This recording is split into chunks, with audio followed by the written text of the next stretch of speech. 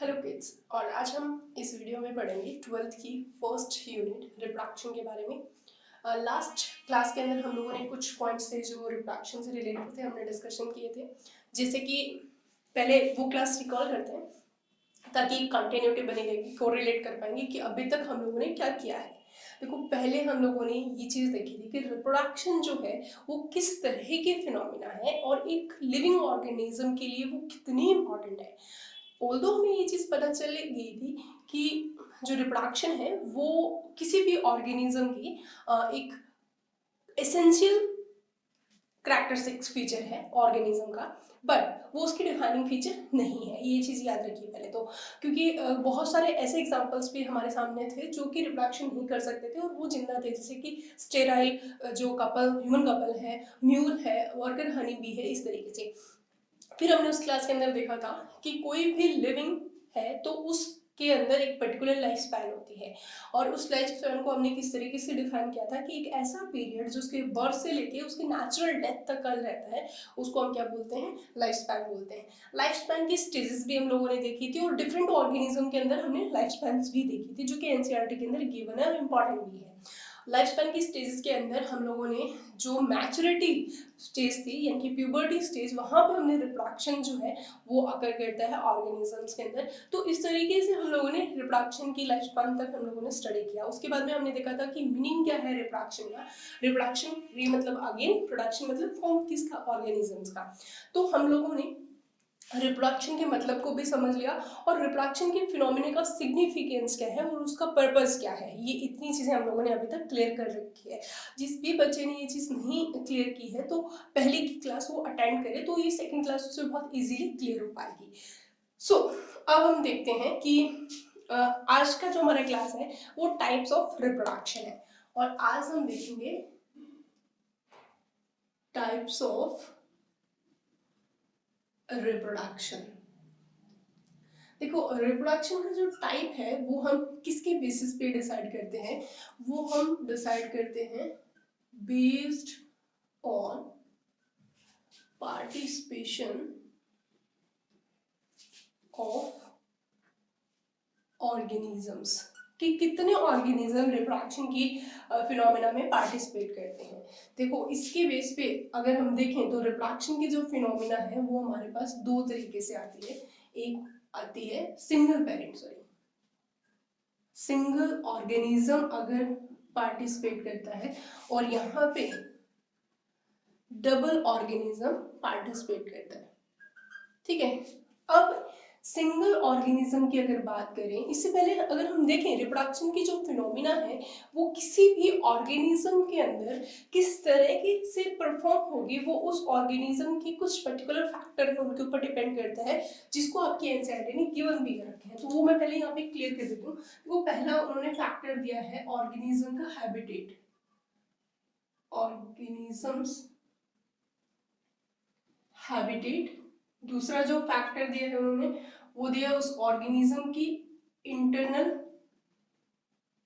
Physiology, और जो तीसरा फैक्टर उन्होंने दिया है वो दिए हैं सेवरल अदर फैक्टर्स। ठीक है, ये सारे के सारे फैक्टर्स जो होते हैं वो रिस्पॉन्सिबल होते हैं किसके लिए, फॉर हाउ इट रिप्रोड्यूस। ठीक है, कि ऑर्गेनिज्म किस तरीके से रिप्रोड्यूस करेंगे, इनके लिए ये सारी चीजें क्या होती है, रिस्पॉन्सिबल होती है। ठीक है, तो ये आपकी नीट का भी क्वेश्चन रहा हुआ है कि क्या क्या चीजें हैं जो ऑर्गेनिज्म किस तरीके से रिप्रोड्यूस करेगा उसके ऊपर डिपेंड करता है। तो ऑर्गेनिज्म का हैबिटेट आता है, उसकी इंटरनल फिजियोलॉजी आती है, और इसके अलावा कुछ और फैक्टर्स भी आते हैं। हैबिटेट के अंदर वो किस तरीके के वाटर में, क्योंकि कुछ ऐसे ऑर्गेनिजम्स होते हैं जो रिप्रोडक्शन करने के लिए अपना जो पर्टिकुलर जगह है, अपना हैबिटेट चेंज करते हैं। यानी कि अगर एक्वेटिक का एग्जांपल रहे तो कुछ एग्जांपल ऐसे भी हमारे सामने आते हैं जो रिप्रोडक्शन के दौरान फ्रेश वाटर से सॉल्टी वाटर में और सॉल्टी वाटर से फ्रेश वाटर में मूव करते हैं। और इसी तरीके से इंटरनल फिजियोलॉजी भी रिप्रोडक्शन की फिनोमिना को अफेक्ट करती है। और इसके अलावा और भी फैक्टर है, जैसे कि लाइट हुई, फोटोपीरियडिज्म, अगर आपको याद है क्लास 9 के अंदर आप लोगों ने पढ़ा था फोटोपीरियडिज्म। फोटो का मतलब क्या था, लाइट, और पीरियडिज्म मतलब एक लाइट का ऐसा पीरियड जो कि फ्लावरिंग के लिए रिस्पॉन्सिबल होता है। इसके साथ साथ एनिमल के अंदर भी वो एक बहुत इंपॉर्टेंट रोल प्ले करता है। इसके अलावा टेम्परेचर, कुछ ऑर्गेनिज्म का सेक्स जो है वो टेम्परेचर बेस्ड होता है। एक पर्टिकुलर टेम्परेचर के अंदर वो मेल और एक पर्टिकुलर टेम्परेचर में वो फीमेल ऑर्गन का फॉर्मेशन करता है। इस तरीके से बहुत सारे फैक्टर्स होते हैं जो किसी भी ऑर्गेनिज्म के रिप्रोडक्शन की प्रोसेस को क्या करता है, अफेक्ट करता है। तो ये आपके एनसीईआरटी की लाइन भी है और आपके लिए एक बहुत इंपॉर्टेंट एमसीक्यू भी है, किसके लिए, नीट एग्जामिनेशन के लिए। So it's very important. हम बात कर रहे थे कि जो टाइप ऑफ रिप्रोडक्शन है उसके अंदर ऑर्गेनिज्म की पार्टिसिपेशन के बेसिस पे हमारे पास दो तरह का रिप्रोडक्शन आता है। एक रिप्रोडक्शन वो है जिसमें सिर्फ सिंगल ऑर्गेनिज्म पार्टिसिपेट करता है, और एक रिप्रोडक्शन ऐसा होता है जिसके अंदर डबल ऑर्गेनिज्म पार्टिसिपेट करते हैं। ठीक है, अब हम देखें कि जो सिंगल ऑर्गेनिज्म पार्टिसिपेट करता है वो रिप्रोडक्शन कैसा है। यानी कि आप यूं समझ लिए, इसके अंदर सिंगल पेरेंट क्या करेंगे, पार्टिसिपेट करेंगे, और सिंगल पेरेंट क्या प्रोड्यूस करेंगे, ऑफस्प्रिंग्स प्रोड्यूस करेंगे। तो हम लिख सकते हैं इसके अंदर सिंगल पेरेंट प्रोड्यूस ऑफस्प्रिंग्स। ठीक है, सिंगल पेरेंट जो होते हैं वो क्या प्रोड्यूस करते हैं, ऑफस्प्रिंग्स प्रोड्यूस करते हैं। ठीक है, जबकि डबल के अंदर क्या होगा, इसके अंदर two parents with opposite sex produce offsprings। यहाँ पे इस चीज को बहुत अच्छे से क्लियर करना कि यहाँ पे जो टू पेरेंट्स हैं वो अपोजिट सेक्स हैं, क्योंकि इसके अंदर अपोजिट सेक्स का मतलब है एक तो क्या रहती है फीमेल और एक पेरेंट क्या रहता है मेल। तभी जो रिप्रोडक्शन होता है वो डबल ऑर्गेनिज्म का रहता है। क्योंकि कई बार क्या होता है बच्चों की स्टेटमेंट में सिर्फ सिंपल लिखा होता है कि टू पेरेंट्स पार्टिसिपेट करते हैं, एक में लिखा होता है two parent with opposite sex. ये ऑप्शन कभी कभी बिल्कुल लास्ट में दिया होता है। एग्जाम के अंदर जो बच्चा है बहुत जल्दबाजी करता है और इस तरीके के क्वेश्चंस आ जाते हैं तो वो थोड़ा ओवर कॉन्फिडेंट भी हो जाता है। उसको लगता है अच्छा ये चीज़ तो बहुत आसान है, मैं जानता हूँ बहुत अच्छे से, ये इसके बारे में बात हो रही है सेक्सुअल रिप्रोडक्शन के बारे में। तो हो सकता है कि वो फोर्थ स्टेटमेंट तक ही ना जाए और उसको एक झटके में या फर्स्ट ऑप्शन में ये ऑप्शन मिल रहा है कि two parents produce offsprings, that is a sexual reproduction. तो भाई वहां पे अपोजिट सेक्स होना बहुत जरूरी है। दो फीमेल दो मेल इस तरह के फिनोमिना नहीं परफॉर्म करेंगे। एक पर्टिकुलर कंडीशन के अंदर अलग जाओगे तो वो कहानी अलग है, लेकिन यहाँ पे नेचुरली दो फीमेल और दो मेल कभी भी ऑफस्प्रिंग्स को प्रोड्यूस नहीं कर सकते। तो यहाँ पे आपको अपोजिट सेक्स मेंशन करना बहुत जरूरी है। ठीक है, तो अब हम देखते हैं कि ये इस तरीके का जब रिप्रोडक्शन होता है, ये जिसके अंदर सिंगल पेरेंट प्रोड्यूस करता है ऑफस्प्रिंग्स, और इसको हम क्या बोलते हैं, सेक्सुअल रिप्रोडक्शन। ठीक है, और जहां पे इस तरीके से दो पेरेंट्स क्या करते हैं, पार्टिसिपेट करते हैं, तो ऐसे जो बनता है उसको हम क्या बोलते हैं, सेक्सुअल रिप्रोडक्शन। ठीक है, अब हमारे पास सीधी सी बात है, अगर टाइप ऑफ रिप्रोडक्शन की बात करें तो हमारे पास दो टाइप आ गए। एक तो क्या है एसेक्सुअल रिप्रोडक्शन और सेकंड क्या है सेक्सुअल रिप्रोडक्शन। इस एक पर्टिकुलर कंडीशन की अगर हम बात करें कि टाइप की बात करें तो आप डायरेक्ट भी पूछ सकते हो कि सेक्सुअल है और एक सेक्सुअल है, लेकिन अगर हम ऑर्गेनिज्म के पार्टिसिपेशन की बेसिस पे बात करें तब आप इस तरीके से इसको क्लासिफाई करोगे।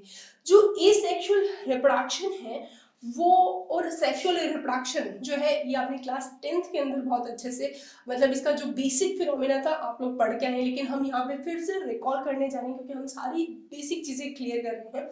क्योंकि 12th क्लास जो है वो बोर्ड के साथ साथ नीट के लिए भी उतनी ही इम्पोर्टेंट है। ठीक है, तो हम ये सारी चीजें बहुत अच्छे से क्लियर करते चलेंगे। तो जो सेक्सुअल रिप्रोडक्शन है इसके बारे में हम देखते हैं कि इसके अंदर क्या क्या चीजें होती है। देखो जो सेक्सुअल रिप्रोडक्शन है इसके अंदर अगर पहली चीज देखें तो इसके अंदर नो मियोसिस, इसके अंदर कभी भी मियोसिस की फिनोमिना नहीं होती, बिल्कुल सही। और नो गैमेट फॉर्मेशन, ठीक है, इस फिनोमिना के अंदर ना ही गैमेट बनेंगे, ठीक है। जब गैमेट नहीं बने तो नो फर्टिलाइजेशन, ठीक है, ना ही फर्टिलाइजेशन होगा, ठीक। और जिससे ना ही वेरिएशन आएंगी, नो वेरिएशंस, ठीक है, नो इवोल्यूशन, ठीक है। इस तरह की फिनोमिना कंप्लीट होती है कि इसके अंदर कुछ भी नहीं होगा, ना तो मियोसिस होगा, ना गैमेट फॉर्म होंगे, ठीक है, ना ही क्या होगा फर्टिलाइजेशन होगा, ना ही वेरिएशन आएंगी, और ना ही ऐसे ऑर्गेनिजम्स का क्या होगा एवोल्यूशन होगा। तो सीधी सी बात, रिप्रोडक्शन के दौरान जो ऑफस्प्रिंग्स बनेंगे वो कैसे होंगे? रिप्रोडक्शन के दौरान जो ऑफस्प्रिंग्स बनते हैं वो अपने पेरेंट की जेनेटिकली भी प्लस मॉर्फोलॉजिकल क्या होंगे, आइडेंटिकल होंगे। और ये डेफिनेशन बहुत बहुत बहुत इंपॉर्टेंट है, यानी कि इस सेक्सुअल रिप्रोडक्शन के दौरान जो ऑफस्प्रिंग्स बन रहे हैं वो क्या है, वो ऑफस्प्रिंग्स जो है वो जेनेटिकली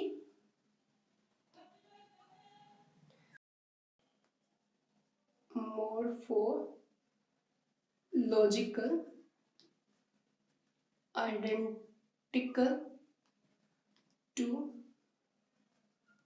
पेरेंट, ठीक है। पेरेंट्स जो है उनके बिल्कुल जेनेटिकली और मॉर्फोलॉजिकली दोनों ही कंडीशन में क्या रहते हैं, वो आइडेंटिकल होते हैं। तो यहाँ पे हमारे सामने एक डेफिनेशन आती है, वो डेफिनेशन क्या है कि अगर कोई अपने पेरेंट की जेनेटिकली और मॉर्फोलॉजिकल सिमिलर है तो उसके लिए हम एक वर्ड यूज करते हैं और उसको हम क्या बोलते हैं, क्लोन्स बोला जाता है, ठीक है, उसको हम क्या बोलते हैं, क्लोन्स। तो इसका मतलब जो सेक्सुअल रिप्रोडक्शन है उसके दौरान जो ऑफस्प्रिंग्स बनते हैं वो क्या कहलाते हैं, क्लोन्स कहलाते हैं। तो ये क्लोन्स क्या है, इसके ऊपर बोर्ड में भी क्वेश्चन आया हुआ है, इट्स वेरी इंपॉर्टेंट कि क्लोन्स क्या होते हैं। और ऑप्शन में भी ऐसा पूछा जाता है कि क्लोन्स वो होते हैं जो सिर्फ जेनेटिकली सिमिलर होते हैं, कभी कभी ये ऑप्शन में मिल जाता है कि जो क्लोन्स वो होते हैं जो मॉर्फोलॉजिकल सिमिलर होते हैं। तो आपको क्लियर हो गया होगा कि क्लोन्स का फॉर्मेशन, अगर ऐसा भी पूछ लिया जाता है कभी कभी कि क्लोन का फॉर्मेशन सेक्सुअल रिप्रोडक्शन के दौरान होता है या एसेक्सुअल, ये लिखा इसके नीचे है लेकिन that is a part of asexual reproduction की बात कर रहे हैं, अभी हमने सेक्सुअल स्टार्ट नहीं किया है। तो इस चीज को आप याद रखो कि जो क्लोन है वो कब बनता है, एसेक्सुअल रिप्रोडक्शन के दौरान, यानी कि इस रिप्रोडक्शन के दौरान जो भी ऑफस्प्रिंग बनता है वो क्या कहलाता है, क्लोन कहलाता है। क्यों कहलाता है, क्योंकि वो जेनेटिकली और मॉर्फोलॉजिकल दोनों ही कंडीशन में किसके एग्जैक्टली सिमिलर है, एग्जैक्टली आइडेंटिकल है किसके, पेरेंट्स के, ठीक है। इसके अलावा एक चीज और है कि जो सेक्सुअल रिप्रोडक्शन है इसका जो रेट है, यानी कि ये बहुत ही इसका नंबर जो है बहुत जल्दी इंक्रीज होता है। तो सेक्सुअल रिप्रोडक्शन के दौरान अगर मैंने बोला कि मियोसिस नहीं होती, तो यहाँ पे जो डिवीजन कौन सा होता है, ओनली माइटोटिक डिवीजन होता है, ठीक है। अच्छा, माइटोटिक डिवीजन होता है तो आपको पता है कि जो मल्टीप्लिकेशन है वो बहुत ही जल्दी होगा, यानी कि जो एसेक्सुअल रिप्रोडक्शन के दौरान जो प्रेजेनी बनते हैं वो बहुत ही जल्दी बनते हैं। तो यानी कि यहाँ पे इस डिवीजन के कारण मल्टीप्लिकेशन जो होता है वो अकर्स रैपिडली, ठीक है। तो बहुत ही जल्दी इनके अंदर प्रोजेनी क्या होती है, प्रोजेनी का बहुत ही जल्दी प्रोजेनी का जो नंबर है वो क्या होता है, इंक्रीज होता है। तो यहाँ पे ये सारे पॉइंट्स जो है सेक्सुअल रिप्रोडक्शन के लिए इंपॉर्टेंट है। अगर आपसे पूछ लिया जाएगा ये सेक्सुअल रिप्रोडक्शन के जो कैरेक्टरिस्टिक्स है या इसके बारे में शॉर्ट नोट लिखें या फिर कोई स्टेटमेंट आता है, तो ये सारी चीजें क्लियर होनी चाहिए कि इस सेक्सुअल के दौरान मियोसिस तो नहीं होती, वहां पे क्या रहती है, माइटोटिक डिवीजन रहता है, ठीक है। इसके अलावा इसके अंदर कोई गैमेट नहीं बनेगा, कभी फर्टिलाइजेशन नहीं होगा, कभी वेरिएशंस क्रिएट नहीं होगी, एवोल्यूशन भी नहीं होगा। और इस माइटोटिक डिवीजन होने के कारण जो इसके ऑफस्प्रिंग्स प्रोडक्शन का रेशो क्या रहेगा, बहुत ज्यादा रहेगा कंपैरेटिव टू सेक्सुअल रिप्रोडक्शन। अब हम बात करते हैं एग्जाम्पल की। तो एग्जाम्पल रहता है कि हमारे सामने कि इसका एग्जाम्पल क्या रहेगा, ठीक है। एसेक्सुअल रिप्रोडक्शन है वो बेसिकली किसमें प्रेजेंट होता है? सिंगल सेल ऑर्गेनिजम्स में प्रेजेंट होता है, ठीक है। लेकिन इसके साथ साथ ऐसे प्लांट और एनिमल जिनका ऑर्गेनाइजेशन बहुत ही सिंपल है, यानी कि बिल्कुल सिंपल प्लांट और एनिमल के अंदर भी हमें एसेक्सुअल रिप्रोडक्शन देखने को मिलता है। सिंगल सेल ऑर्गेनिज्म के साथ साथ दोनों चीजें ही आपके एनसीईआरटी के अंदर भी मेंशन है। मैं आपको बार बार एनसीईआरटी का रेफरेंस इसलिए दे रही हूँ बच्चों कि चाहे बोर्ड का एग्जाम हो चाहे नीट का एग्जाम हो, NCERT is a very very very important book, ठीक है। तो एनसीईआरटी का हर एक स्टेटमेंट आपको क्लियर करना बहुत जरूरी है, उसका हर एक सेंटेंस का मतलब आपको पता होना जरूरी है, उसके एक एक डायग्राम को क्लियर करना बहुत जरूरी है। ये सारी चीजें मैं आपको क्लियर करवाऊंगी, एक एक टॉपिक क्लियर करवाऊंगी, लेकिन आपको क्लास समझने के साथ साथ एनसीईआरटी को क्लास के साथ साथ रीड करना होगा। मैं आपको श्योरिटी दिलाती हूँ कि ऐसा एनसीईआरटी का कोई पेज पे ऐसा स्टेटमेंट डायग्राम वर्ड नहीं होगा जो आपको क्लियर नहीं होगा। सो आप साथ के साथ पढ़ते रहेंगे तो आपके ऊपर एक साथ बर्डन नहीं आएगा। और दूसरी चीज, मैं आपको एक बहुत इंपॉर्टेंट ट्रिक बता रही हूँ जिसकी हेल्प से आप कभी भी कोई भी चीज कभी नहीं भूल सकते, कभी भी नहीं भूल सकते। मतलब क्या है, देखिए ये चीजें है अलग, लेकिन अभी एक चीज मैं आपको बताने जा रही हूँ कि सपोज दिन आप कभी मूवी देखने जाते हो और आप कभी एक्सपीरियंस भी करना, मैं आपको आज वो चीज बताने जा रही हूँ कि जिसकी हेल्प से आपको पता चलेगा कि किसी भी प्रोसेस को, किसी भी इक्वेशन को, किसी भी डायग्राम को हम कैसे लॉन्ग लास्टिंग टाइम के लिए याद रख सकते हैं। यानी कि आप कभी नहीं भूलोगे कि ऐसी ट्रिक आपको बताने जा रही हूँ। तो वो ये है कि मान लो आप कभी मूवी देखने जाते हो, ठीक है। तो पहली चीज, आप जब मूवी देखते हो तो pin point silence and high concentration के साथ देखते हो। आपके पास वाली सीट पे कौन बैठा है आपको पता भी नहीं होता, ठीक है। यानी कि क्लास में क्या चल रहा है, आपकी साइड में कौन बैठा है, कौन क्या कह रहा है, क्लास के बाहर क्या एक्टिविटी हो रही है, क्लास के अंदर कौन किसके साथ क्या बातें कर रहा है, इससे आपको कोई फर्क नहीं पड़ना चाहिए। आपका कंसंट्रेशन लेवल इतना हाई होना चाहिए। होना भी क्यों नहीं जरूरी भाई, अगर आप 12th में बायोलॉजी लेके बैठे हैं तो डेफिनेटली कहीं ना कहीं मोस्ट ऑफ बच्चों का एम क्या रहेगा, डॉक्टर बनना। तो आपको इतने लेवल पे पहुंचना है तो भाई कंसंट्रेशन बनाना बहुत ज़रूरी है, क्योंकि आप किसी पेशेंट को ट्रीट कर रहे हैं या उसका ऑपरेट कर रहे हैं तो आपका कंसंट्रेशन बहुत हाई होना बहुत ज़रूरी है, अदरवाइज आपकी डिग्री खराब हो जाएगी। सो कंसंट्रेशन इंक्रीज करने की हैबिट आपको आज से ही डालनी पड़ेगी, अभी से ही डालनी पड़ेगी। सबसे इंपॉर्टेंट चीज है कंसंट्रेशन। कंसंट्रेशन आप देख लो, आप बोलते हो कि हमारा तो कंसंट्रेशन ही नहीं बनता। क्यों नहीं बनता भाई? आप एक ह्यूमन बॉडी जो है सबसे इंटेलिजेंट एनिमल है इस अर्थ पे, और हम जो चाहे वो चीज कर सकते हैं। आप कह रहे हो कि आपका कंसंट्रेशन नहीं बनता, तो बताओ, आप जब मूवी देख रहे हो या आप सीरियल देख रहे हो तो, या फिर आप एक मैच यानी कि क्रिकेट मैच देख रहे हो, कोई भी वटेवर कोई गेम नहीं खेल रहे हो फोन पे, तो आप सोच के देखो कितना कंसंट्रेशन के साथ खेलते हो। पबजी खेल रहे हो, लाइक एक एग्जाम्पल है, नहीं खेलना चाहिए वैसे तो, बट स्टिल मेरे कहने से क्या होगा, खेलने वाले तो खेलते ही हैं। लेकिन आप सोचो कि उसके अंदर एक बुलेट कहाँ से आ रही है, कौन सा एनिमी कहाँ खड़ा है, आपकी नजरें, आपका ब्रेन सिर्फ और सिर्फ उस पर्टिकुलर जगह पे होता है, इधर उधर कभी भी मिसप्लेस नहीं होता। तो देखो, आप ये तो कह ही नहीं सकते कि आपके पास कंसंट्रेशन की पावर नहीं है।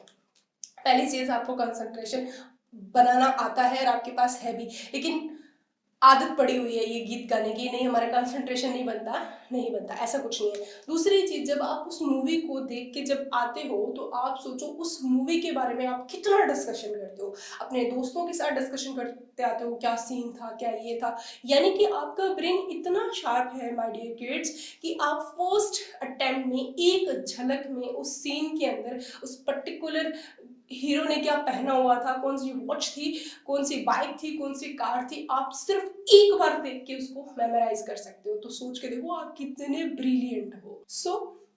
आपको अपने ऊपर डाउट करने की बिल्कुल भी जरूरत नहीं है। सेकंड थिंग, कि आप उस चीज को जब देख के आ जाते हो या कोई भी सीरियल देखते हो या फिर कोई गेम खेलते हो तो उसके बाद में उसका सोच के देखो आप कितना डिस्कशन करते हो। मतलब आपने दोस्तों के साथ किया, फिर फैमिली मेंबर के साथ किया, फिर अगर 10 एक दिन निकल गए और फिर कोई दोस्त आता है वो पर्टिकुलर मूवी के बारे में बात कर रहा होता है तो आप उसके सामने फिर से डिस्कशन करने लग जाते हो, ठीक है। तो आपको इतना ज्यादा डिस्कशन करते हो और उस मूवी को पर्टिकुलर टाइम पे रिकॉल रिवीजन करते रहते हो, तो वो मूवी आपको बहुत ही लंबे टाइम के लिए याद रहती है या नहीं रहती? देखो, एक एग्जांपल से बात करें, हाँ, पीके मूवी आई थी अगर आपको याद हो, और पीके मूवी के अंदर क्या था? पीके मूवी के अंदर एक वो सलमान खान जो होते हैं, वो मतलब एक एलियन का रोल प्ले कर रहे होते हैं, राइट, है ना? अब आप बोलोगे कि मैम आपको भी याद नहीं रहता, उसके अंदर सलमान खान नहीं था, कौन था? आमिर खान, मुझे पता है उसमें आमिर खान था, ठीक है, लेकिन आपको ये चीज एकदम से क्लिक करती है कि मैम गलत बोल रही है, वहां पे कौन था? आमिर खान। कितनी पुरानी मूवी है बच्चों, उसके बाद में भी हमें एक करेक्टर के बारे में याद रहता है, हम कोई बार बार उस चीज को नहीं रिकॉल कर रहे, अब नहीं कर रहे, लेकिन जब हमने वो मूवी देखी थी तो हम बार बार उसको रिकॉल कर रहे हैं। सो किसी भी बड़े से बड़े, चाहे फिजिक्स, केमिस्ट्री, बायोलॉजी, कोई भी चीज़ क्यों ना हो, हम बहुत इजीली उसको क्या कर सकते हैं? मेमोराइज कर सकते हैं। ट्रिक नंबर 1 कि आपको विद कंसंट्रेशन चीज़ों को सुनना समझना पड़ेगा। दूसरी चीज, जो हमने पढ़ा है उसको बार बार क्या करना पड़ेगा? रिकॉल करना पड़ेगा। जब भी आप नया पेज एनसीईआरटी का पढ़ो तो पहले जो 2 पेज हो चुके हैं उनको जरूर पढ़ो, फिर जब आप 4th पेज पे जाओ तो पहले 3 पेज को जरूर पढ़ो, फिर जब आप 5th पे जाओ तो फिर वो पहले 4 जरूर पढ़ो। तो एक टाइम ऐसा आ जाएगा कि आप जब 10th नंबर पेज पे होंगे तो आपको पहले के पेज खोलते पता होगा कि इस पेज में ये चीजें लिखी हुई है, और इनफैक्ट आपको पढ़ने की भी जरूरत नहीं होगी, आप अपने आप उस चीज को क्या करते रहोगे? रिकॉल करते रहोगे। इसीलिए मैं जो भी क्लास पढ़ाती हूँ आपको पहले क्या करवाती हूँ? रिकॉल करवाती हूँ कि भाई हम लोगों ने इस यूनिट के अंदर क्या क्या चीजें देखी थी, फिर रिप्रोडक्शन एक किस तरह की फिनोमिना है, दूसरी चीज एक लिविंग का लाइफ स्पैन क्या होता है, डिफरेंट ऑर्गेनिज्म में लाइफ स्पैन कितना होता है, लाइफ स्पैन की स्टेजेस क्या थी, रिप्रोडक्शन का मतलब क्या था, रिप्रोडक्शन का पर्पस क्या था। आप सोच के देखो, अगर बोर्ड के पॉइंट ऑफ व्यू से देखें तो कितने क्वेश्चंस हमारे बन चुके हैं। पहला क्वेश्चन ये आ जाएगा कि what kind of process of reproduction, आप आंसर दे सकते हो, it is a very biological and essential process for living but not a defining property of living। क्यों? आप बता सकते हो। लाइफ स्पैन क्या होता है, किसका कितना होता है, बता सकते हो। स्टेजेस क्या होती है, ये बता सकते हो। रिप्रोडक्शन का मीनिंग क्या होता है, आप ये बता सकते हो। रिप्रोडक्शन का प्रोसेस या उसका सिग्निफिकेंस क्या है, ये बता सकते हो। और अब आपका एक नेक्स्ट क्वेश्चन क्लियर हो गया कि रिप्रोडक्शन के टाइप्स कितने होते हैं on the basis of participation of organism. Examiner के पास बच्चों को पजल करने के लिए उस क्वेश्चन को थोड़ा सा टल्ट करके देगा। अगर आपसे डायरेक्ट क्वेश्चन पूछा जाए कि टाइप द रिप्रोडक्शन, तो आप आंख बंद करके क्या लिखोगे? सेक्सुअल और सेक्सुअल रिप्रोडक्शन। भाई यहाँ पे एग्जामिनर आपकी क्वालिटी चेक करना चाह रहा है, आपकी इंटेलिजेंस चेक करना चाह रहा है, तो हो सकता है कि वो इस क्वेश्चन को थोड़ा सा घुमा के दे दे, लाइक कि टाइप ऑफ रिप्रोडक्शन बताओ किसके बेस पे? Based on participation of organism. ठीक है, आपको अगर ये फंडामेंटल क्लियर होगा तो भाई आपको कुछ कोई नोट्स या कुछ भी पढ़ने की जरूरत नहीं है, आपका ब्रेन आपको एक झटके में आंसर देगा और आपको बताएगा भाई इस क्वेश्चन का आंसर ये है। इसके अलावा हम लोगों ने ये भी डिस्कशन किया कि रिप्रोडक्शन की जो प्रोसीजर होती है कैसे होगी, इसके लिए ऑर्गेनिज्म का habitat, internal physiology, other several factor क्या करते हैं उसके ऊपर रिस्पॉन्सिबल होते हैं। इसके अलावा हमने ये भी देखा कि जो एसेक्सुअल रिप्रोडक्शन है उसके दौरान जो ऑफस्प्रिंग्स बनते हैं वो जेनेटिकली मॉर्फोलॉजिकल आइडेंटिकल होते हैं किसके? पेरेंट्स के। सो इस कंडीशन को हम क्या बोलते हैं बच्चों? क्लोन बोलते हैं। इन शॉर्ट, एसेक्सुअल रिप्रोडक्शन एक किस तरह की कंडीशन है? तो भाई सिंगल पेरेंट कंडीशन है। ठीक है, तो एसेक्सुअल रिप्रोडक्शन किस तरह की कंडीशन रखी जाती है? It is a uniparental condition, यानी कि जब सिंगल ऑर्गेनिज्म पार्टिसिपेट करता है तो कैसी कंडीशन बनती है? यूनिपेरेंटल कंडीशन बनती है बच्चों। ठीक है, ये सारी चीजें आपको बहुत बहुत अच्छे से क्लियर होनी चाहिए। सो अब हमारा नेक्स्ट टॉपिक है वो यही है कि एसेक्सुअल रिप्रोडक्शन के मेथड कौन कौन से हैं, या बोल सकते हो कि type of asexual reproduction. Clear? तो भाई 3R का फंडा आपको हमेशा याद रखना है, आपको रीडिंग करनी है, रिविजन करना है और रिकॉल करना है। देखो, इन चीजों को 3R को आप अगर अपनी लाइफ पे अप्लाई कर लेते हो ना, तो every student is a intelligent personality on earth। कोई भी ऐसा बच्चा है ही नहीं जो डफर हो सकता है, मैं मान ही नहीं सकती। 11th क्लास में आप नर्वस सिस्टम पढ़ के आए थे, बिल्कुल। उसके अंदर आप न्यूरॉन्स के बारे में पढ़ा था कि ह्यूमन बॉडी के अंदर जितने भी ह्यूमन, मतलब ह्यूमन जितने भी है अर्थ पे, या ह्यूमन जो स्पीसीज है उसमें जितने भी ह्यूमंस हैं, उनके अंदर न्यूरॉन सब में इक्वलेंट क्वांटिटी के अंदर है। मेरे में जितने न्यूरॉन्स है उतने ही आप में हैं, और जितने आप में हैं उतने ही अदर स्टूडेंट्स के अंदर है। यानी कि नंबर ऑफ न्यूरॉन्स कभी भी वेरी नहीं करता। तो ऐसा कैसे हो गया? एक बच्चा बहुत इंटेलिजेंट है, एक बच्चे को कुछ नहीं आता।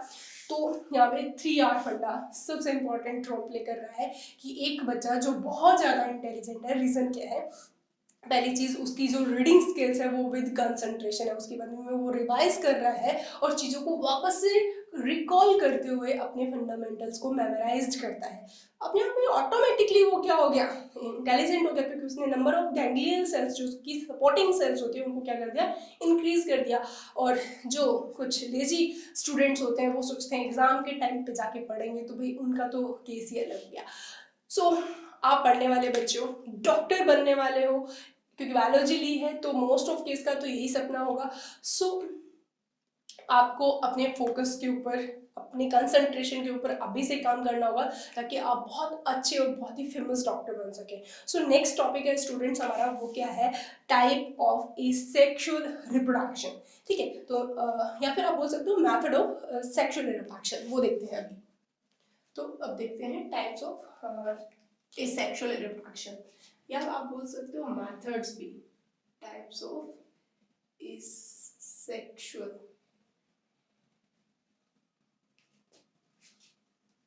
रिप्रोडक्शन। ठीक है, टाइप्स की अगर हम बात करें तो काफी सारे टाइप्स हैं। जैसे कि अगर हम पहला टाइप देखें, वो क्या रहता है? सीजन। ठीक है, दूसरा टाइप जो रहेगा वो हमारे पास वो रहता है बच्चों बर्डिंग। तीसरा जो टाइप है वो है हमारे पास फ्रेगमेंटेशन। फोर्थ टाइप है वो रहता है रीजनरेशन फिनोमिना। फिफ्थ जो रहता है वो रहता है स्पोरुलेशन। ठीक है, और जो सिक्स्थ रहता है वो मैं लगा देती हूँ, क्योंकि ये प्लांट के पर्सपेक्टिव देखा जाता है सिर्फ और सिर्फ। ये सारे जो देखे जाते हैं वो एनिमल के पर्सपेक्टिव में रहता है, और जो हमारे पास सिक्स्थ रहता है वो प्लांट के पर्सपेक्टिव होता है, उसको हम क्या बोलते हैं? Vegetative propagation. ठीक है, तो ये हमारे पास क्या रहते हैं? इतने टाइप हैं किसके, या मेथड्स हैं किसके? एसेक्सुअल रिप्रोडक्शन के। ठीक है, इन सबको हम क्लियर करेंगे, लेकिन अभी हम कौन सा रिप्रोडक्शन स्टार्ट करते हैं? फ्यूजन के बारे में देखते हैं। ठीक है, तो फ्यूजन जो है वो क्या, किस टाइप का रिप्रोडक्शन है? देखो, इसके अंदर क्या होता है, जो पेरेंट बॉडी होती है, पेरेंट बॉडी डिवाइड टू और मोर डॉटर इंडिविजुअल। ठीक है, और ये जो दो या दो से ज्यादा जो डॉटर इंडिविजुअल्स हैं वो किसकी आइडेंटिकल होंगे? पेरेंट बॉडी के। क्लियर हो गया? तो फिजन क्या है? एक ऐसी फिनोमिना है जिसके अंदर पेरेंट बॉडी क्या करती है? डिवाइड होती है। डिवीजन माइटोटिकली ही रहेगा, और वो दो भी बना सकती है और दो से ज्यादा डॉटर सेल्स को फॉर्म कर सकती है। उसी की बेसिस पे हम टाइप भी देखेंगे फिजन की। फिजन की दो टाइप रहेंगे, एक तो बाइनरी फिजन होता है और एक मल्टीपल फिजन होता है, उनको हम थोड़ा डिटेल में भी देखेंगे। तो अभी हम फिजन का हमारे पास क्या रहता है? डेफिनेशन आ चुकी है कि क्या है कि एक, दो या दो से ज्यादा अगर हमें बनाने हैं इंडिविजुअल। तो अगर हम टाइप्स की बात करें इसकी, अभी हम बोल ही रहे थे कि टाइप्स क्या है, इसके दो टाइप रहते हैं। जिसका फर्स्ट टाइप रहता है वो कौन सा रहता है? बाइनरी फिजन रहता है। और जो सेकंड टाइप रहता है वो कौन सा रहता है? मल्टी, ठीक है, मल्टीप्लिकेशन फिजन। ठीक है, या मल्टीप्लाइड फिजन भी बोल सकते हो आप इसको। तो हम इसमें जो सबसे पहले स्टार्ट कर रहे हैं वो हम क्या देखेंगे, बाइनरी फिजन, ठीक है। फिर हम देखेंगे मल्टीप्लिकेशन फिजन क्या होता है। बाइनरी फिजन के अंदर बाइनरी का मतलब ही क्या होता है बच्चों, बाइनरी का मतलब ही क्या होता है, दो, ठीक है। तो यानी कि बाइनरी फिजन के दौरान जो पेरेंट बॉडी होगी वो डिवाइड करेगी और कितने टोटल इंडिविजुअल्स बनाएगी, दो इंडिविजुअल बनाती है, ठीक है। इसके अंदर जो पेरेंट्स बॉडी होती है यानी कि जो पेरेंट बॉडी है वो डिवाइड करेगी और कितने, दो ऑफस्प्रिंग्स या आप बोल सकते हो दो डॉटर सेल्स को फॉर्म करेगी। अगर इसका एग्जाम्पल की बात करें तो एग्जाम्पल हमारे पास रहता है अमीबा, पैरामीशियम, कुछ भी एग्जाम्पल ले सकते हो, लेकिन आपके एनसीईआरटी के अंदर गिवन है। मैं अमीबा को यहाँ पे माइनरी डिवाइड करके देखते हैं।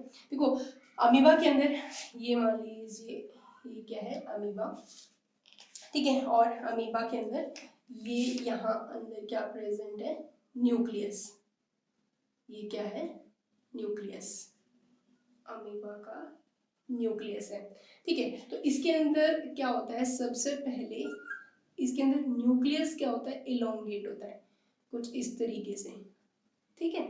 यहाँ पे क्या हो गया, इलोंगेशन हो गया ऑफ न्यूक्लियस, ठीक है। न्यूक्लियस के अंदर क्या हो गया, इलोंगेशन हो चुकी है।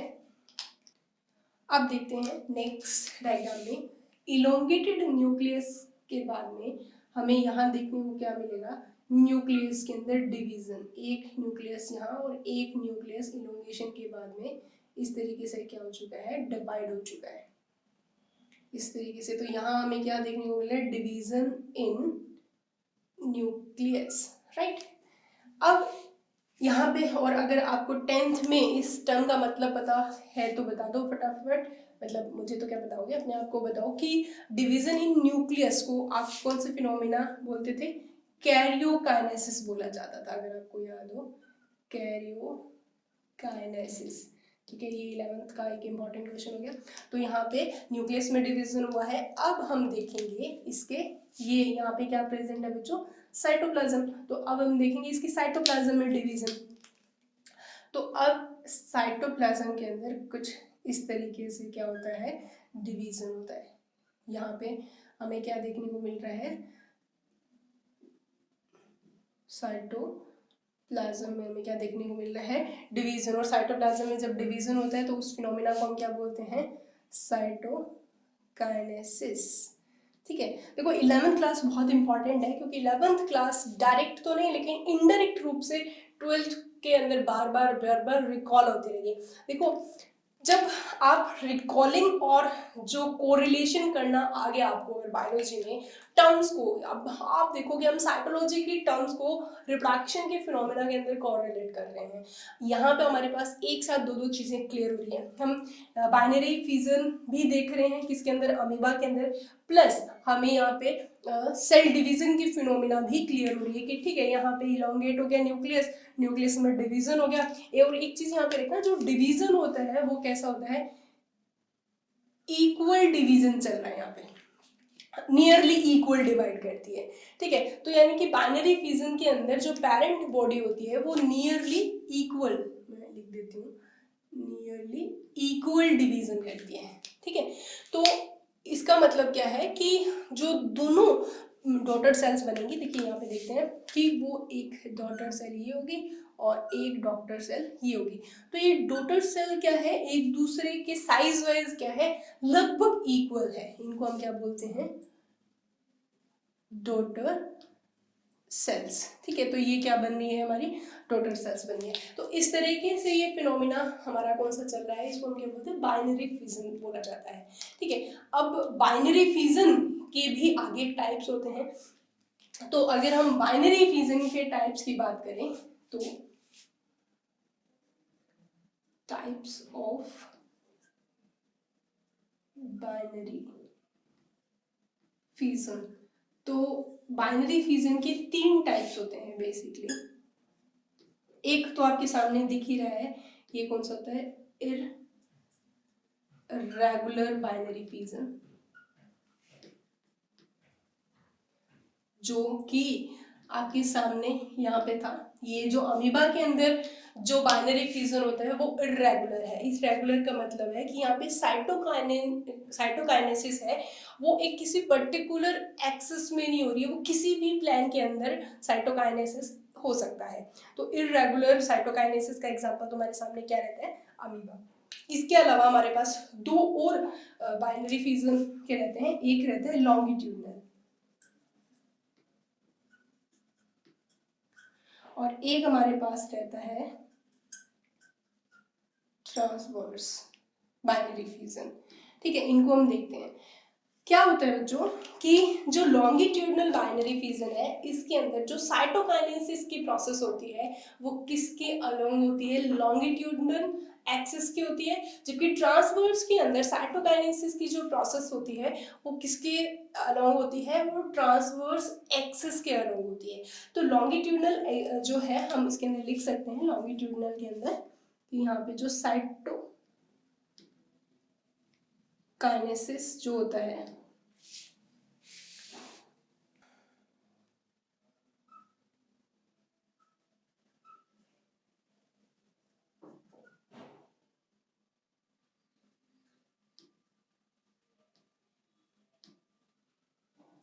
ठीक है, ये लॉन्गिट्यूडनल एक्सिस के अलोंग होता है। और एग्जाम्पल अगर हम यहाँ देखें तो एग्जाम्पल में हमारे पास यहाँ पे रहता है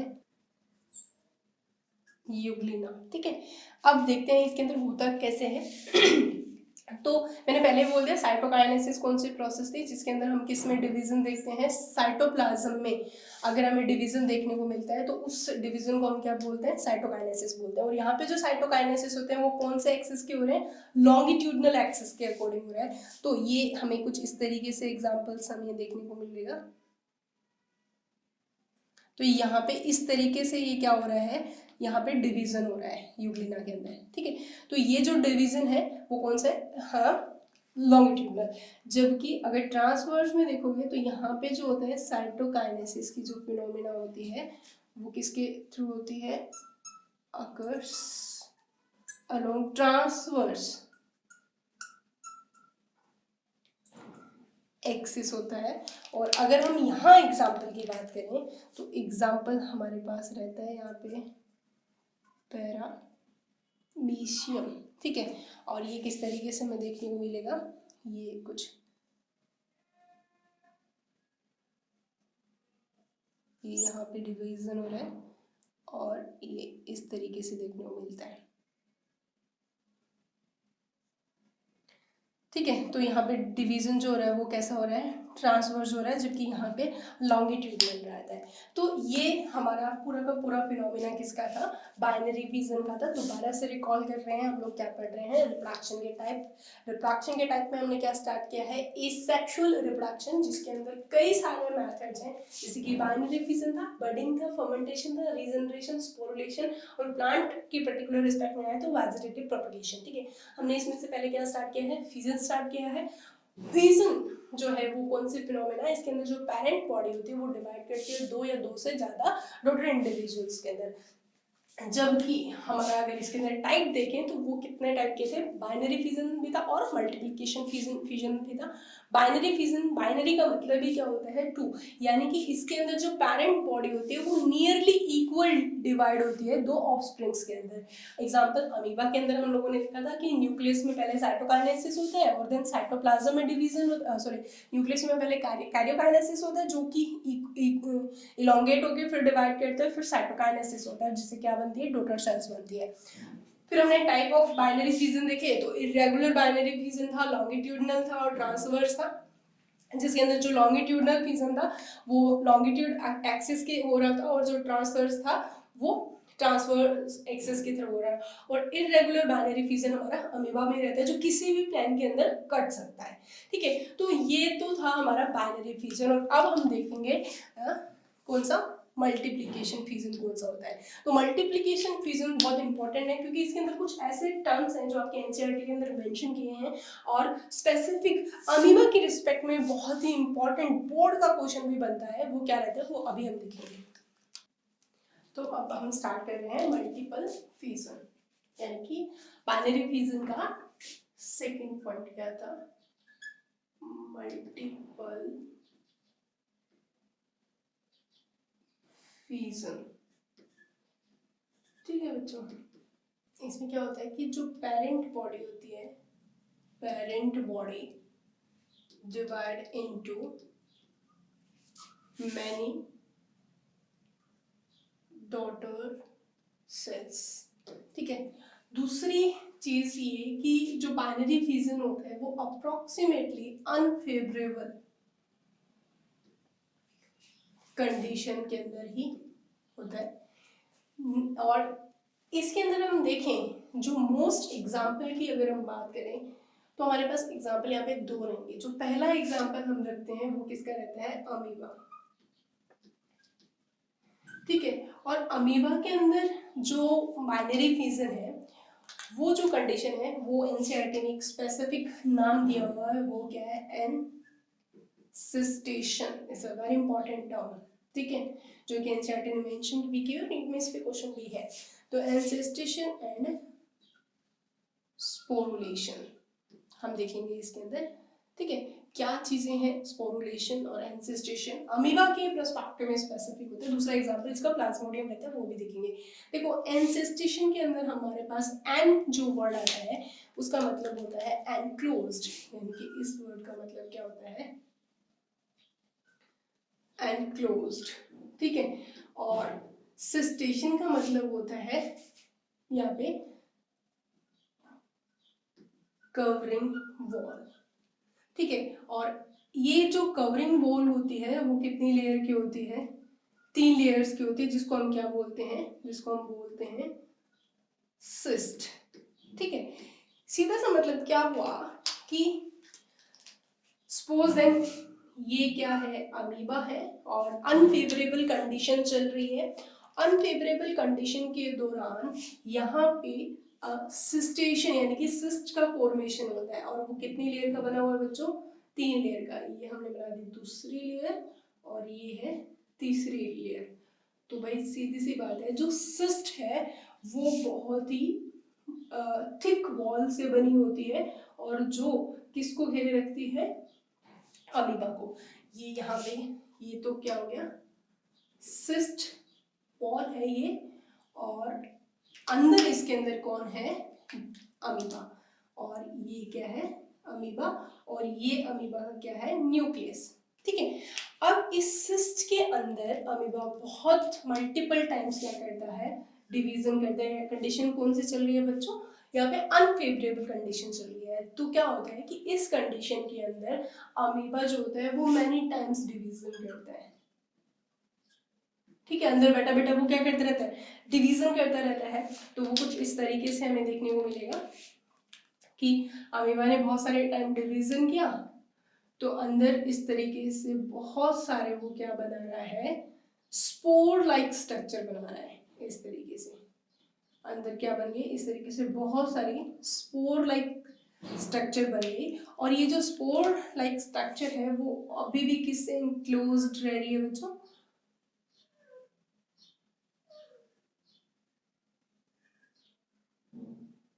तो अभी भी ये किससे इनक्लोज है, सिस्ट से।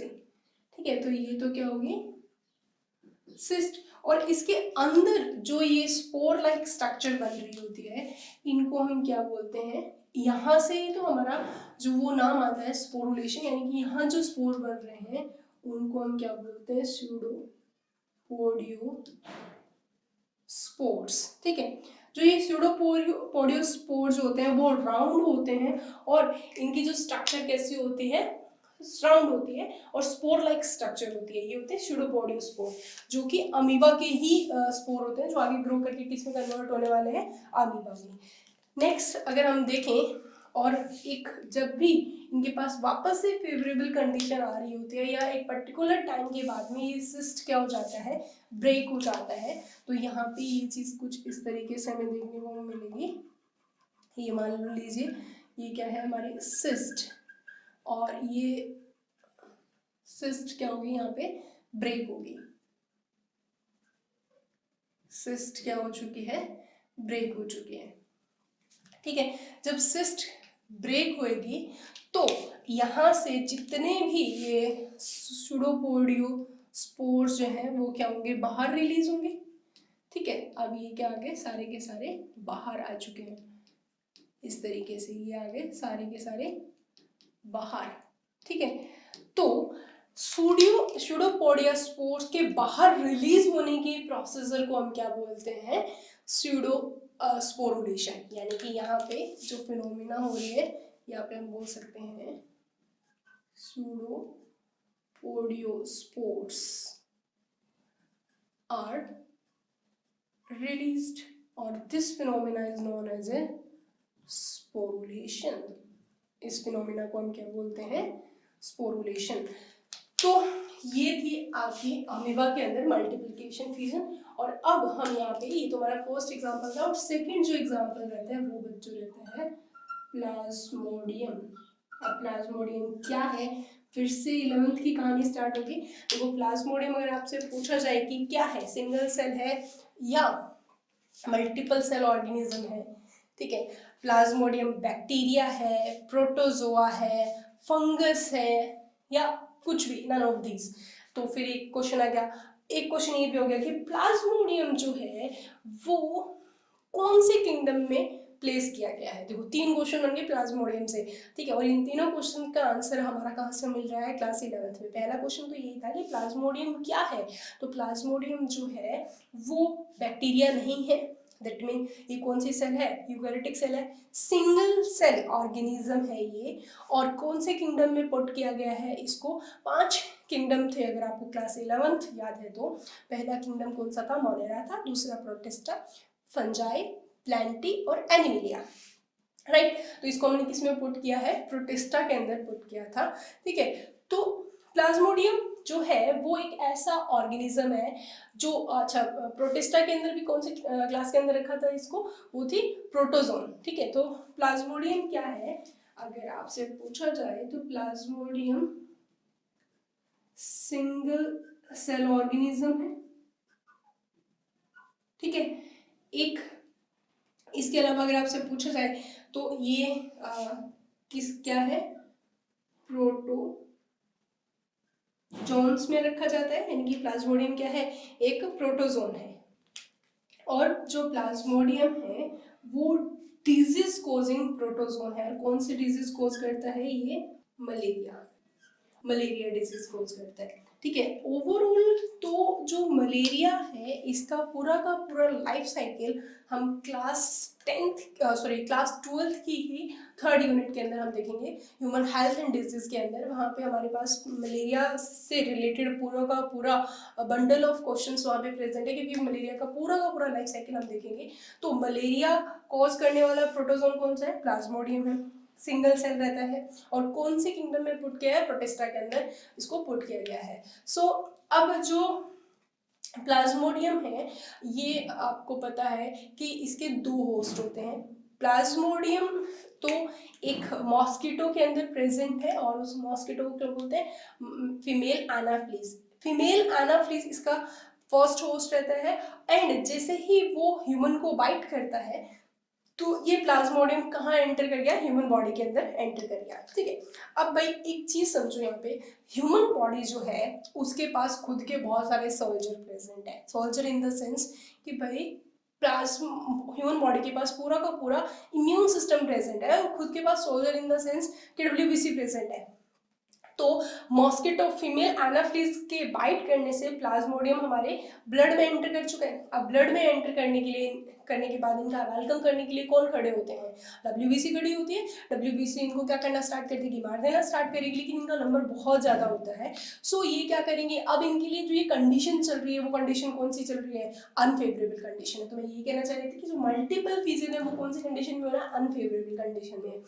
तो आगे की स्टोरी देखते हैं कि प्लाज्मोडियम जब हमारी बॉडी के अंदर एंटर कर जाता है तो एंटर करने के बाद वो उसको एक कोई सेफ जगह चाहिए होती है, और वो क्या करता है, साइजोगेमिक परफॉर्म करता है। साइजोगेमिक का मतलब होता है मल्टीपल फ्यूजन करता है एक पर्टिकुलर ह्यूमन सेल के अंदर। अब यहाँ पे वो जो सेल जो साइजोगेमिक परफॉर्म करती है, तो वो सेल्स हमारे लिए जहाँ पे ये रहता है उसको हम बोलते हैं साइजोन्ट। ठीक है, साइजोन्ट वो सेल, अब जो साइजोन है वो कुछ भी हो सकती है, वो एक हिपेटिक सेल भी हो सकती है। अब हिपेटिक सेल आप बता सकते हो क्या होती है, और एक होती है आरबीसी। ठीक है, ये हम डिटेल में करेंगे बच्चों। अगर ये चीज अभी क्लियर नहीं हो रही है तो इन टर्म्स के ऊपर अभी आप मत जाओ, क्योंकि ये साइजोगेमी क्या होती है, साइजोन्स क्या होते हैं, ठीक है, तो ये सारी की सारी चीजें हम जब प्लाज्मोडियम का लाइफ साइकिल होता है तब करते हैं। तो अभी तो ये चीज सीखो कि प्लाज्मोडियम हमारे बॉडी में एंटर कर चुका है और वो उसके लिए क्या है, डब्ल्यूबीसी की प्रेजेंस उसके लिए अनफेवरेबल कंडीशन है, राइट। सो यहाँ पे वो एक साइजोइंट सेल के अंदर एंट्री करता है। वो साइजोइंट सेल जो होती है वो हिपेटिक सेल्स, हिपेटिक सेल्स का मतलब होता है लीवर सेल। हिपेटिक, अगर याद है हिपेटिक वर्ड हम किसके लिए, हिपेयर वर्ड यूज करते हैं लिवर के लिए। अगर ये सारी चीजें क्लास 11th से, आप सोच के देखो 12th क्लास के अंदर कितनी सारी चीजें हैं जो 11th क्लास का से बेस बन के आ रहा है। तो हिपेयर किसको बोलते हैं, लिवर को बोलते हैं।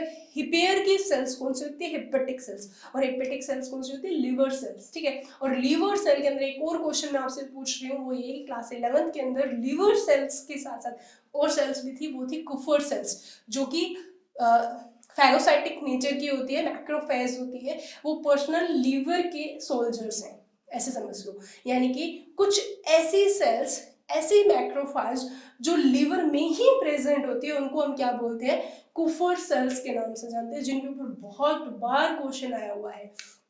तो लिवर के अंदर और आरबीसी के अंदर ये एंटर करते हैं। तो मान लीजिए ये क्या है, साइजोइंट, ठीक है, और साइजोइंट के अंदर किसने एंटर कर दिया, और ये है हमारा प्लाज्मोडियम, ठीक है। ये प्लाज्मोडियम का क्या है, साइटोप्लाज्म, ठीक है, यहाँ पे, और ये इसका क्या है, न्यूक्लियस, ठीक है। और ये सेल कौन सी है, साइजोइंट सेल है, ठीक है। अब ये जो प्लाज्मोडियम है, तो ये क्या है हमारे पास, ऐसे दोबारा से लिख देती हूँ, प्लाज्मोडियम, ठीक है। अब प्लाज्मोडियम यहाँ पे क्या करेगा, बहुत बार डिवीजन करेगा, ये भी डिवाइड मैनी टाइम्स, ठीक। जब ये, क्योंकि बाहर तो निकलेगा नहीं, अंदर बैठ के क्या करेगा, लगातार डिवीजन करेगा, तो ये जो कंडीशन है वो हमारे सामने कुछ इस तरीके से बन के आएगी कि इसके अंदर अगर आप देखो तो यहाँ पे बहुत सारे क्या बन रहे हैं, छोटे छोटे फॉर्म ऑफ प्लाज्मोडियम है, ठीक है। और एक ह्यूमन सेल है जिसके पास एक पर्टिकुलर टाइम में चीजें क्या हो सकती है, अक्यूमुलेट हो सकती है, उसके बाद में वो क्या हो जाएगी, ब्रस्ट हो जाएगी। सो यहाँ पे लीवर सेल हो चाहे आरबीसी हो, वो एक पर्टिकुलर पीरियड के अंदर इन सारे प्लाज्मोडियम के फॉर्म्स को स्टोर करके आफ्टर दैट ये क्या हो जाएगी, ब्रस्ट हो जाएगी। तो जैसे ही ये ब्रस्ट होगी तो कंडीशन हमारे सामने की कुछ इस तरीके से आएगी। ये मान लीजिए ये सेल क्या हो चुकी है, ब्रस्ट हो चुकी है, प्लाज्मा मेम्ब्रेन ब्रस्ट हो चुकी है, जिससे ये सारे के सारे प्लाज्मोडियम के जो फॉर्म्स हैं वो अब बाहर रिलीज हो चुके हैं, ठीक है। तो यहाँ पे ये क्या हो चुके हैं,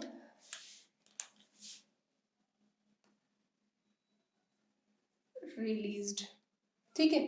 तो ये सारे सारे क्या हो चुके हैं, बाहर आ चुके हैं, और बाहर आ के ये फिर नए साइजोन्स को आइडेंटिफाई करते हैं। तो ये चीज़ें एक बार छोड़ दीजिए आपकी, अगर नहीं समझ में आ रहा कि साइजोइड में किस तरीके से एंटर कर रहे हैं, कैसे आ रहे हैं, ये पूरा का पूरा लाइफ साइकिल है जो हम कहाँ पढ़ेंगे, प्लाज्मोडियम का लाइफ साइकिल में पढ़ेंगे, 3rd यूनिट के अंदर ये चीज़ें करेंगे।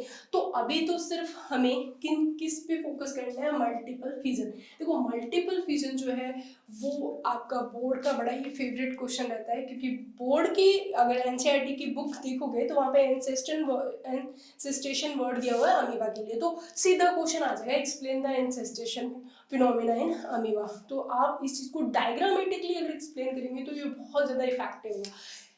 लिखना क्या है थ्योरी में, बोर्ड में लिखना क्या होता है, जो चीज़ें डायग्राम है उसी को उसी में तो पुट करना होता है। तो यहाँ पे थ्योरी इतनी इंपॉर्टेंट नहीं है जितना आप बायो को इंटरेस्टिंग, आप या बायो की जो बोर्ड की कॉपी है उसको आप इंटरेस्टिंग बना सकते हो अपने वे ऑफ प्रेजेंटेशन से। आपका प्रेजेंटेशन जितना अफेक्टिव होगा, जितने आपने डायग्राम्स, जितने आपने फ्लो चार्ट के थ्रू थ्योरी को एक्सप्लेन की होगी, तो आपकी जो मार्किंग रेट है वो अपने आप ही क्या हो जाएगी, हाई होगी, आपके मार्क्स अपने आप ही हाई होंगे।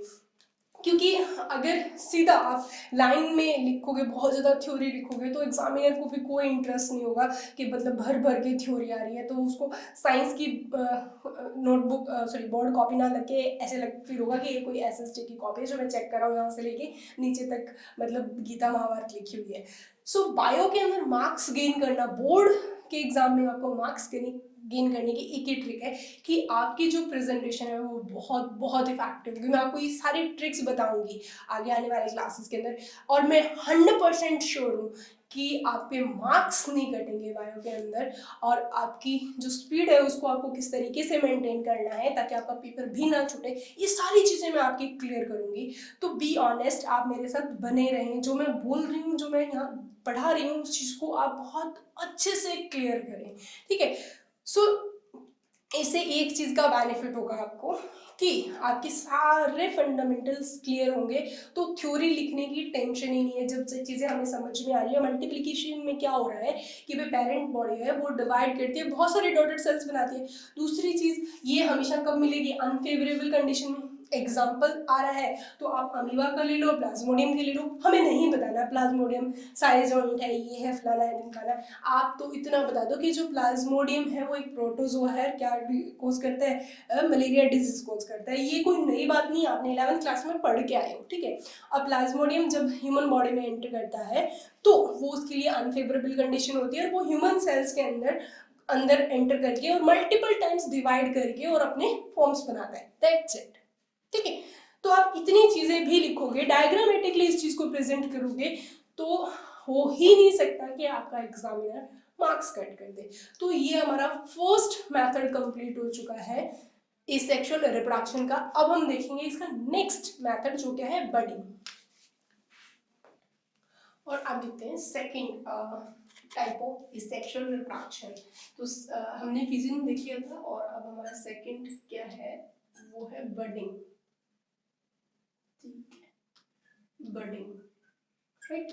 तो यहाँ पे बडिंग में जो वर्ड है बड, उसका मतलब क्या होता है, देखो जो बड है उसका मतलब होता है आउटग्रोथ, ठीक है, या फिर आप इसको स्मॉल प्रोजेक्शन भी बोल सकते हो, ठीक है। क्या बोल सकते हैं इसको, स्मॉल प्रोजेक्शन, ठीक है। इसके बाद जो ये बड है ये कहाँ अराइज होती है, अराइजिंग ऑन पेरेंट बॉडी, ठीक। इसके अलावा हमारे पास एक और क्वेश्चन भी आता है कि जो बर्ड है उसका अगर हम फॉर्मेशन की बात करें, तो बर्ड का जो फॉर्मेशन होता है वो, तो फॉर्मेशन इसके अंदर अनइक्वल सेल डिवीजन से होता है, ठीक है। यानी कि अनइक्वल सेल डिवीजन होगी जिससे क्या बनती है, बर्ड बनती है, और जो बर्ड बनती है वो स्मॉल होती है एज कंपेयर टू पेरेंट, ठीक है। और इसके अलावा हम इसके अंदर देखें एग्जाम्पल, बडिंग के एग्जाम्पल की बात करें, तो बडिंग जो है वो ईस्ट में भी प्रेजेंट होती है, यानी कि ये क्या हो गया, यूनिसेलुलर ऑर्गेनिज्म हो गया, और हाइड्रा में भी प्रेजेंट होती है, और ये क्या हो गया, मल्टी सेलुलर, ठीक है। जबकि फिजन की बात करें तो एक बहुत बड़ा डिफरेंस बनेगा, वो ये कि जो फिजन था उसके अंदर जो डिवीजन हो रहा था पेरेंट बॉडी का वो क्या हो रहा था, इक्वल हो रहा था, राइट। जबकि बडिंग में जो डिवीजन हो रहा है वो क्या हो रहा है, अनइक्वल डिवाइड कर रही है सेल, जिसके अंदर जो बड बनती है, ठीक है, जो आउटग्रोथ बनती है वो पेरेंट बॉडी के कंपैरेटिव छोटी बनती है। दूसरी चीज कि जो बडिंग होती है उस दौरान ये बडिंग की जो फिनोमिना है वो यूनिसेलुलर ऑर्गेनिज्म में भी हमें देखने को मिल रही है, प्लस हमें मल्टीसेलुलर ऑर्गेनिज्म में भी देखने को मिल रही है। That is a important point.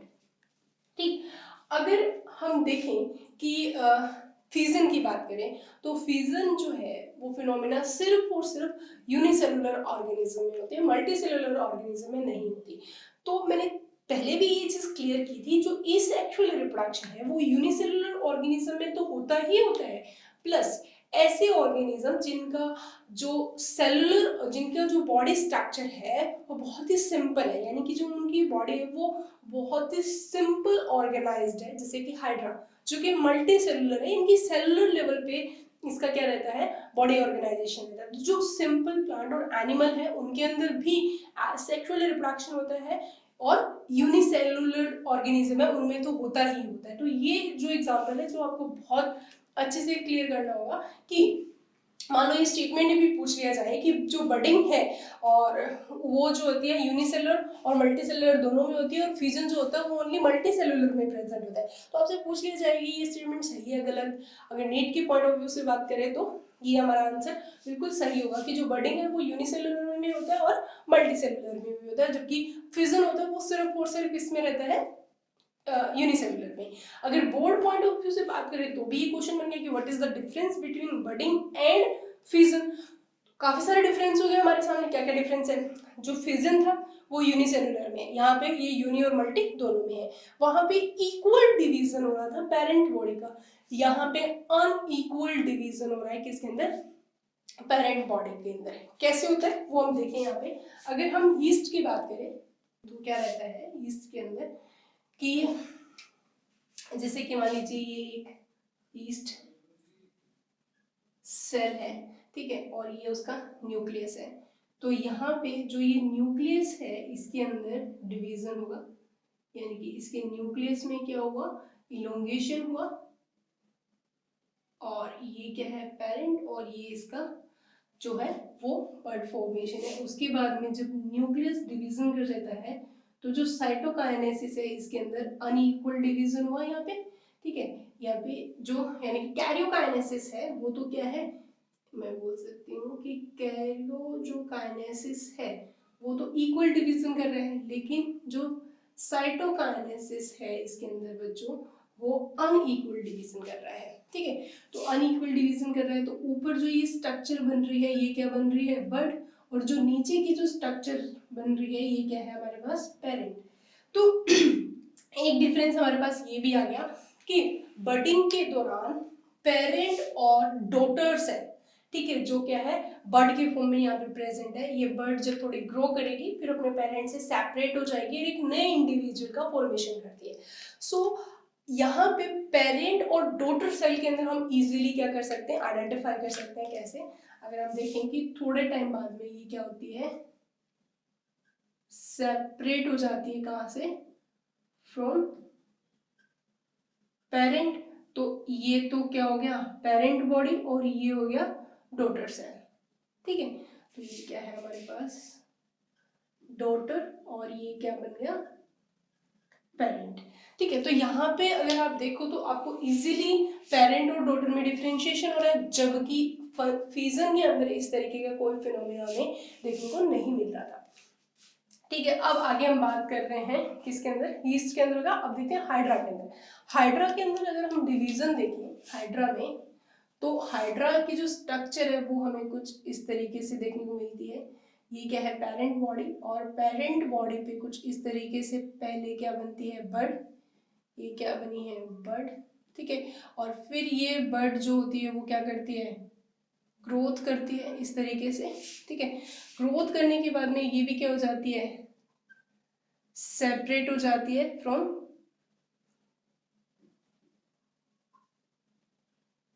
Parent body, ठीक है। और पेरेंट बॉडी से सेपरेट होके ये तो क्या बन गई पेरेंट बॉडी, और यहाँ पे इस तरीके से छोटा सा क्या बन जाता है नई डॉटर, ये तो बन गया पेरेंट और ये बन गई हमारी डॉटर सेल, ठीक है। डॉटर इंडिविजुअल बोल सकते हैं, सेल ना बोल के हम यहाँ पे बोल सकते हैं इंडिविजुअल, ठीक है। सो इस तरीके से ये हमारा बडी है वो किस में देखने को मिल रहा है, ईस्ट में भी देखने को मिल रहा है, प्लस हाइड्रा में भी देखने को मिलता है।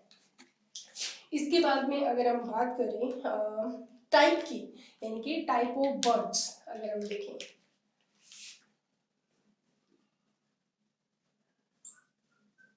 टाइप ऑफ बर्डिंग, ठीक है। बर्डिंग जो है वो दो टाइप की होती है, या फिर बर्ड की अगर हम बात करें, स्पेसिफिक बर्डिंग नहीं बोल रही, अगर हम बर्ड की बात करें तो बर्ड जो है वो दो टाइप से बनता है। इसके अंदर एक तो बर्ड होता है एक्सोजीनस बर्ड, और एक बनता है एंडोजीनस, ठीक है। अब एक्सो का मतलब ही होता है आउटसाइड और एंडो का मतलब होता है इनसाइड, तो क्लियर हो गया कि जो एक्सोजीनस का मतलब है यहाँ पे एक्सटर्नल, ठीक है, और एंडोजीनस का मतलब यहाँ पे क्या है, इंटरनल, ठीक है। तो यानी कि यहाँ पे जो बर्ड बनेगी वो कहाँ बनेगी, आउटसाइड द बॉडी बनेगी, और जो यहाँ बर्ड बनेगी वो इनसाइड द बॉडी बनेगी, ठीक है। एग्जाम्पल लेते हैं, आउटसाइड की अगर हम बात करें तो हमारे पास एग्जाम्पल ईस्ट का आ गया और हाइड्रा, ठीक है। जबकि इनसाइड का एग्जाम्पल है तो जो कि बहुत इंपॉर्टेंट एग्जाम्पल है, वो एग्जाम्पल रहता है बच्चों, वो क्या है, जेम्यूल,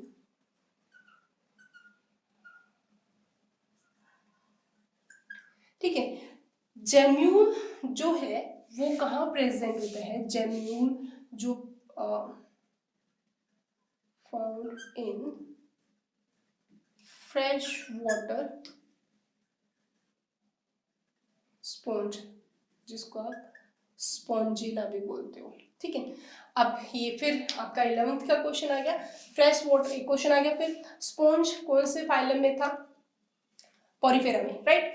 और कौन सा किंगडम चल रहा है, एनिमल किंगडम, ठीक है। स्पॉन्जिला, ये आपका नीट का भी क्वेश्चन था कि फ्रेश वाटर स्पॉन्ज का नाम बताओ, तो आंसर क्या जाएगा, स्पॉन्जिला। तो जेम्यूल जो है वो क्या है, एक इंटरनल बर्ड है, जेम्यूल क्या है, एक इंटरनल बर्ड है, ठीक है। तो एक क्वेश्चन तो ये आ गया कि जो आपकी इंटरनल वर्ड का एग्जांपल बताओ, तो आंसर क्या जाएगा, जेम्यूल। कहाँ प्रेजेंट होता है, कहाँ पाया जाता है, फ्रेश वाटर स्पॉन्ज में, ठीक है, और उसका एग्जांपल क्या रहा है हमारे पास, स्पॉन्जिला, ठीक। तो ये क्लियर हो गया आपके। इसके बाद अगर हम जेम्यूल की स्ट्रक्चर की बात करें, तो अगर हम इसकी स्ट्रक्चर देखें तो कैसे देखने को मिलती है, वो कुछ इस तरीके से आपके एनसीईआरटी की बुक में भी मेंशन है। एक मैं आपको स्ट्रक्चर बना के बता रही हूँ जेम्यूल की, इस तरीके से हमें जेम्यूल देखने को मिलता है, और इसके अंदर बहुत सारी आर्कियोसाइट सेल्स प्रेजेंट रहती है, एक जेम्यूल का डायग्राम है, ठीक है। और इसके अंदर इस तरीके से काफ़ी सारे स्पिक्यूल्स प्रेजेंट रहते हैं। देखो स्पॉन्ज के बारे में आपने क्लास 11th में काफ़ी चीज़ें पढ़ी हुई है, तो जो ये रीजन है यहाँ पे, ये रीजन क्या कहलाता है, माइक्रोपाइल रीजन। ये जो लेयर है वो कौन सी है, आउटर लेयर है, ये इसकी इनर लेयर है, और अंदर की साइड में जो ये स्ट्रक्चर हमें देखने को मिल रही है, ये कौन सी है, आर्कियोसाइट, ठीक है, जिसको हम एक और नाम से भी बोल सकते हैं, वो है टोटिपोटेंट, या आप इनको स्टेम सेल भी बोल सकते हो, ठीक है। आर्कियोसाइट सेल्स मतलब क्या हो गया, ऐसी सेल जो काफी सारे फंक्शन करती है, या फिर इन शॉर्ट यूं बोलो कि ऐसी सेल्स जो नए ऑर्गेनिज्म को फॉर्म करने के लिए रिस्पॉन्सिबल है, उसको हम क्या बोलते हैं, आर्कियोसाइट, टोटिपोटेंट या स्टेम सेल के नाम से भी जान सकते हैं। तो ये हमारा एक पूरा का पूरा डायग्राम किसका था, एक जेम्यूल का था, ठीक है। तो जेम्यूल अगर आपसे पूछा जाए कि what is a gemmule, board का क्वेश्चन आ गया, एनसीईआरटी में इसका डायग्राम दिया हुआ है आपको, तो आपसे नॉर्मली क्वेश्चन पूछा जा सकता है कि एसेक्सुअल रिप्रोडक्शन के दौरान जो जेम्यूल बनता है वो क्या है, तो आप बता सकते हो कि जेम्यूल क्या है, एक एंडोजीनस बर्ड है, यानी कि एक ऐसी बर्ड जो इनसाइड द बॉडी बनती है। किसके अंदर बनती है, तो यहाँ पे मल्टी सेलुलर ऑर्गेनिज्म एग्जाम्पल आ जाएगा, और वो क्या रहेगा, स्पॉन्ज, ठीक है। कौन सी स्पॉन्ज में प्रेजेंट होती है, फ्रेश वाटर में या सॉल्टी वाटर में, तो आंसर आ जाएगा हमारा फ्रेश वाटर में। एग्जाम्पल फ्रेश वाटर स्पॉन्ज का स्पॉन्जिला, जो कि आपका क्लास 9th से है, ठीक है। तो ये एक आपका क्वेश्चन ऐसे भी आ सकता है, draw the label diagram of gemmule, तो आप ये इस तरीके से डायग्राम फॉर्म कर सकते हो। तो देखो बच्चों, ये सारा का सारा फिनोमिना था वो किसका था, बडिंग का था। बडिंग जो फिनोमिना है वो किस तरीके से परफॉर्म होती है वो आपको बहुत अच्छे से क्लियर हो गई होगी कि बड का मतलब क्या था, आउटग्रोथ या स्मॉल प्रोजेक्शन। कहाँ अराइज होती है, पेरेंट की बॉडी पे बनती है। फॉर्मेशन कैसे होता है इसका, अनइक्वल सेल डिवीजन होता है, जिसे एक स्मॉल स्ट्रक्चर बनती है जो पेरेंट के कंपैरेटिव बड जो होती है काफी छोटी होती है।